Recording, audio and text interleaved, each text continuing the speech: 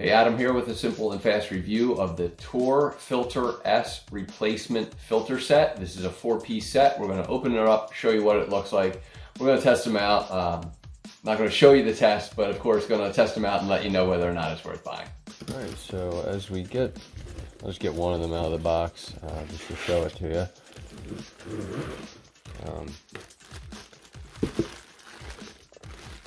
Get this open so you can see it. So, just what you'd expect, size-wise. Filter is as expected. Yellow tab, make easy to pull out. So your airflow, you're going to insert with the arrow pointing towards the back of the unit, just to clarify if you weren't sure. And that will allow you to pull this out very easily. So a nice, simple 4-pack.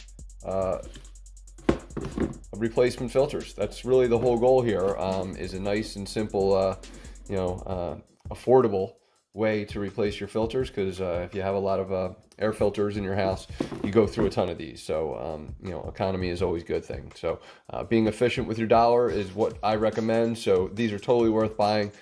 Make sure it fits your filter. Hopefully this review helps. Thanks for watching.